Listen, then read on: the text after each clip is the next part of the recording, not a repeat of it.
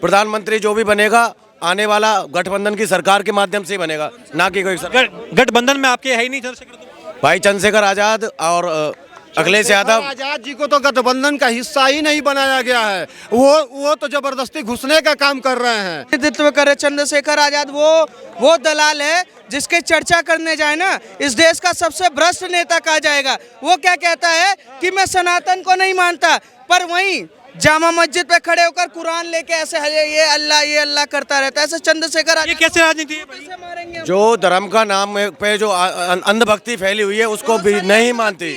और ये कहता है दलित की बात करते हैं। सुनिए, ये दलित और उसकी बात कर रहे हैं। मैं कह रहा हूँ चंद्रशेखर आजाद ने अभी तक दलित, SC, ST, OBC जिसका वो प्रतिनिधित्व की बात करते हैं उनके साथ ये बताइए कितनी जनता खड़ी और क्या काम किया उसके बारे में। क्या काम? हमको हिंदू नहीं बनना है क्योंकि हम हिंदू नहीं बनना है आपको? हम नहीं हिंदुस्तानी है। नाम क्या? हिंदुस्तानी है, नाम क्या आपका? हिंदू नहीं आपका हिंदुस्तानी नाम है। क्या सर? आपका मैं भरतपुर राजस्थान से हूँ। नाम क्या आपका? मैं बता रहा हूँ। क्या नाम है? रामवीर नाम है। रामवीर नाम है। सबसे बड़ी बात है कि नाम पे ही राम है। इनके जो पूर्वज थे उनके भी जो पूर्वज थे वो श्री राम, रामकृष्ण, सीता माता, दुर्गा सबको मानते थे। अब ये पता है क्या है, चिरकुटे पढ़े लिखे तो है नहीं, अनपढ़ गवारता में रहे हैं। अब इनको पता है दो नेता वो खड़ा हुआ चंद्रशेखर आजाद जिसको बस सीधा सीधा करना है। अरे क्या नाम करना है? भीम। अरे जय भीम जय मीम, जय भीम जय मीम।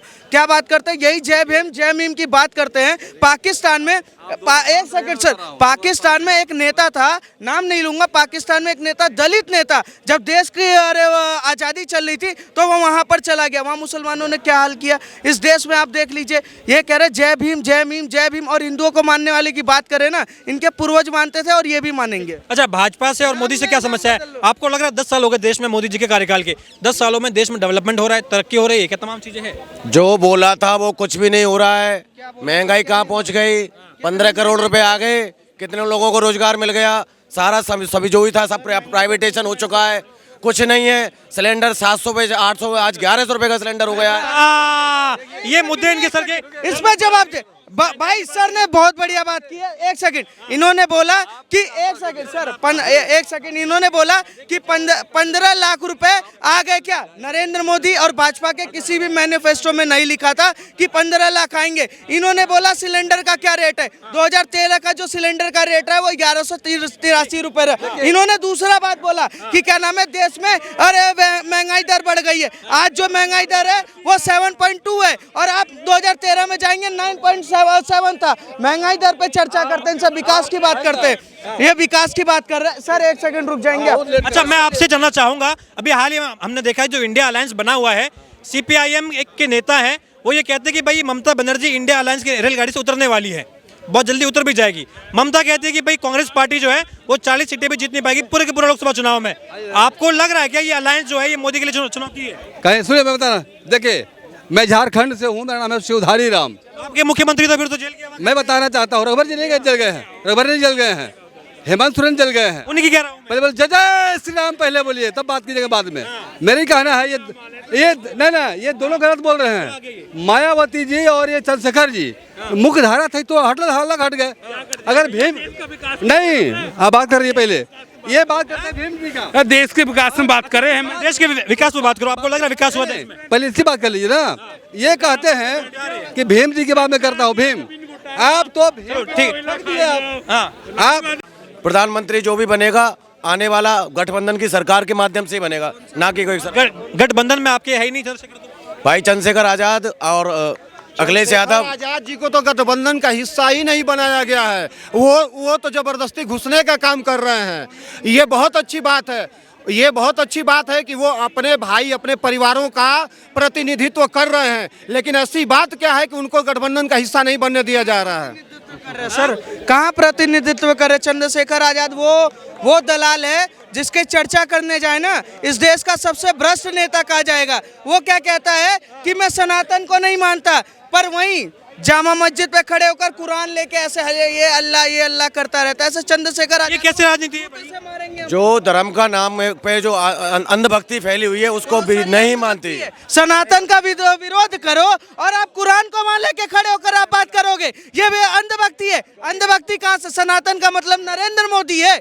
सनातन का मतलब बीजेपी है? सनातन का मतलब होता है देश की संस्कृति, हम हिंदू, हमारा इतिहास। आप हमारा विद्रोह कर रहे हो और आप वहाँ जामा मस्जिद जाके खड़े होकर नीला पट्टी और नीला चमचे, नीला कबूतर बन के और ये कुरान उठा के वहाँ अल्लाह अकबर करोगे। 4 जूते मारने की तैयारी हम करेंगे। देखिए ऐसा है, कोई कुछ भी कहे, हमको कोई नहीं, 85% एक होने वाला है और एक हो वाला कोई नहीं होने वाला। इस देश में पहला अगर राष्ट्रपति दलित राष्ट्रपति किसी ने बनाया तो भारतीय जनता पार्टी ने बनाया, रामनाथ कोविंद। अगर आदिवासी किसी ने पहला वो बनाया तो भाजपा ने बनाया। और ये कहते हैं दलित की बात करते हैं। सुनिए, ये दलित और उसकी बात कर रहे हैं। मैं कह रहा हूँ चंद्रशेखर आजाद ने अभी तक दलित, SC, ST, OBC जिसका वो प्रतिनिधित्व की बात करते हैं, उनके साथ ये बताइए कितनी जनता खड़ी और क्या काम किया उसके बारे में? क्या काम? रामनाथ कोविंद जी को ना तो श्री राम जी की जो नींव रखी गई थी शोभा अयोध्या की, जब भी नहीं बुलाया गया था। और राष्ट्रपति जो देश की पहली प्राथमिक महिला है, प्रथम नेता है, मोदी से भी ऊपर, उनको भी नहीं रखा गया, उनको भी नहीं बुलाया। क्यों? क्योंकि वो दलित थी। ये बात बस सोचने की देर है। हम देते हैं रामनाथ कोविंद और अरे राष्ट्रपति जो होते हैं वो देश के पहले नागरिक होते हैं। और ये सुनिए, भाजपा और वो नहीं बना रहे थे, कोई गवर्नमेंट नहीं बना रही है, ये बना रही थी श्री राम तीरथ ट्रस्ट। और वो कौन है? हिंदू सनातनी। हमारा डिसाइड होगा कि हम किसको बुलाएंगे किसको नहीं बुलाएंगे, उसने तय करने की वाली बात नहीं है। पहले हम उनको क्या नाम है सर्च वो अरे सम्मान दे रहे हैं और उसके बाद तुम्हें खेला खेलना, ये राजनीति है इनका सर। खेला खेलने की बात करते हैं ये लोग। पहले तो उनका विद्रोह करेंगे कि काली कलूटी आदिवासी ऐसी ऐसी चर्चा करेंगे और उसके बाद जब उनको राष्ट्रपति बन जाएगा तो ये खेल खेलने के लिए पता क्या, राष्ट्रपति को नहीं बुलाया जी। ये वो 2 मुँहे सांप है कि देश को डस रहे हैं फ्री फंड में। आपने एक बात करी कि इंडिया अलायंस जो है ये इस बार जीतेगा और आपने कहा कि इनमें से कुछ उनके प्रधानमंत्री बनेगा। एक कोई ऐसा चेहरा है इस अलायंस में जो आपको लग रहा है कि वो मोदी के लिए चुनौती बनेगा? हमने ये बोला है, अभी हो या नहीं हो, हमारे लिए भाई चंद्रशेखर आजाद जी थे। इंडिया अलायंस में कहाँ है चंद्रशेखर आजाद? क्या बात कर रहे हैं? नहीं होंगे, हम प्रयास करेंगे उनको आगे लाने का। अभी तो भाई अलायंस बन चुका है, अलायंस है, चुनाव बहुत नजदीक है, आप कह रहे हैं कि वो प्रधानमंत्री पद का। मैं एक ही पॉइंट पे बात कर रहा हूँ, हम 85% दलित हैं और हम दलित ही रहेंगे। कि आने वाला जो समय है वो भाई चंद्रशेखर आजाद का रहेगा, भीम आर्मी का रहेगा, आजाद समाज पार्टी का रहेगा, जिसमें ना कि कांग्रेस ना बीजेपी। क्योंकि तो आप ये कारण क्या मानते? देखिए, चंद्रशेखर आजाद की आपने बात करी, वो दलित की पॉलिटिक्स करते हैं, लेकिन कांग्रेस पार्टी के साथ जो अलायंस है उसमें उनको जगह नहीं मिलती है। इंडिया अलायंस जहां पूरा का पूरा भाजपा के खिलाफ अलायंस बन चुका है, चंद्रशेखर आजाद को वहां पर बिल्कुल भी जगह नहीं मिलती है, किसी भी आयोजन में इन्वाइट नहीं किया जाता है, एकदम पॉलिटिक्स से तो उनको बाहर किनारा कर रहे हैं। सर जी ऐसा है कि जो दलित हैं, 85% दलित हैं, वो केवल वोट के लिए ही हिंदू हैं, वोट लेने के लिए हिंदू हैं, चाहे कांग्रेस हो या बीजेपी हो।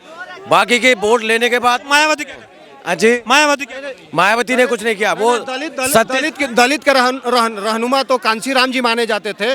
उसके बाद जो है दलित भाइयों का, दलित परिवारों का रहनुमा मायावती जी थी, अभी भी हैं। तो मैं कहता हूं कि मायावती जी जब हैं तो आप चंद्रशेखर आजाद की बात क्यों करते हैं? ऐसा है, कल तक बहन मायावती जी, उनका भी हम सम्मान करते थे, मगर जब से उसकी पार्टी में सतीश मिश्रा के हाथ में बागडोर संभाली है, सतीश ब्राह्मण के हाथ में सतीश मिश्रा के हाथ में बागडोर संभाली है, जब से मायावती जी का कैरेक्टर नीचे ढोता गया और भाई चंद्रशेखर आजाद उठ रहे हैं और धीरे धीरे करके एक दिन वो सरकार बनाए। को लग रहा है कि राहुल गांधी की जो न्याय यात्रा है, लगातार राहुल गांधी आरोप लगाते हैं कि जो गरीब आदमी है, जो वंचित आदमी है, उस पर देश में अन्याय हो रहा है, मोदी तानाशाही भी कर रहे हैं, लोकतंत्र की हत्या कर रहे हैं। क्या लग रहा है तमाम आरोप सही है? राहुल गांधी जी केवल गरीबों के लिए वोट मांगते हैं, मगर वोट लेने के बाद कोई भी गरीबों को याद नहीं रखता है, ना कोई दलितों को याद रखता है। सत्ता का परिवर्तन लग रहा है इस बार? बिल्कुल सत्ता का परिवर्तन। कौन बनेगा? 2024 के लोकसभा चुनाव से ठीक पहले विपक्ष की इंडिया अलायंस की रेलगाड़ी से लगातार कई ऐसे बड़े बड़े दल हैं जो लगातार उतरते जा रहे हैं। ममता बनर्जी का हाल ही में एक बयान आया है, उस बयान में ममता बनर्जी साफ कर रही है कि राहुल गांधी और कांग्रेस पार्टी इस बार के लोकसभा चुनाव में 40 सीटें भी नहीं जीत पाएंगे। इंडिया अलायंस में जो फूट है, जो कड़वाहट है, वो लगातार सामने आ रही है। कई ऐसे विपक्षी दल हैं जो लगातार पार्टी छोड़ रहे हैं, अलायंस को छोड़ रहे हैं। लग रहा है आपको 24 में मोदी के लिए मुश्किल होगी या अलायंस का बिखराव फायदा पहुंचाएगा भाजपा को? देखिए, सीधा संदेश है, विपक्ष जिस मुद्दे को लेकर के एकजुट हुआ था वो मुद्दा ही इन लोगों के पास से भटक गया।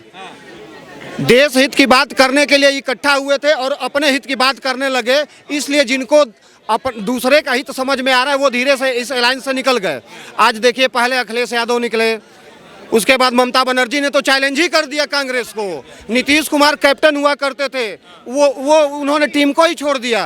तो फिर मोदी को मुश्किल कहाँ से हो गई है, मुझे यही नहीं समझ में आता है। ये सपने देखने वाले लोग हैं, इनको सपना देखने दीजिए, चाहे जितना भी देखते हैं।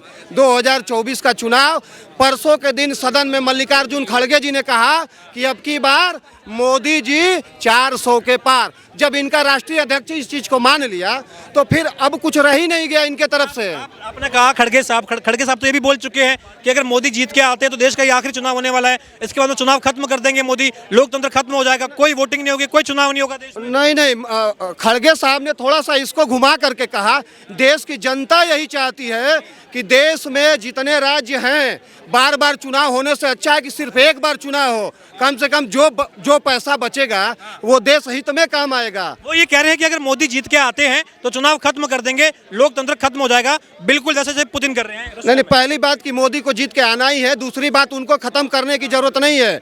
कोई भी कानून या कोई भी उस तरीके की व्यवस्थाएं देश में आनी होती हैं तो सरकार जो है पहले जनता से राय लेती है। जनता जब उस राय को अपना राय देती है तब जाकर के सरकार उसके ऊपर विचार करती है, तब जाकर के वो चीज़ें सदन में पास होती है। बिल्कुल पास होती है। सर क्या नाम है आपका? नवदीप शर्मा। कहाँ से आप? दिल्ली। दिल्ली से। 24 के चुनाव से ठीक पहले हम देख रहे जो इंडिया का अलायंस बना हुआ था, इंडिया अलायंस नाम रखा गया था विपक्षी पार्टियों ने, उसमें ममता बनर्जी कह चुकी है कि कांग्रेस जो है वो 40 तक सीमित रह जाएगी। बड़ी बड़ी पार्टियां वो गाड़ी छोड़ भी रहे हैं। सीपीआईएम के नेता बोल चुके हैं कि ममता जो है वो विपक्ष को छोड़ने भी वाली है। लग रहा है ये इंडिया अलायंस कहीं मोदी के लिए मुश्किल बनेगा? ये मोदी के लिए तो डेफिनेटली मुश्किल ही होने वाला है, क्योंकि ये अलायंस काम नहीं कर पाएगा। क्योंकि पहले भी आपने देखा होगा अखिलेश यादव गठबंधन हुआ था, वो भी काम नहीं करा। ये मोदी को घेरने की एक तरह से रणनीति है, पर इसमें विपक्ष पूरी तरह से फेल हो जाएगा। इसमें मोदी जी के जो राम मंदिर के जो ये चल रहा है मुद्दा जो सफल हुआ है, ये काम आएगा चुनाव में पूरी तरह से।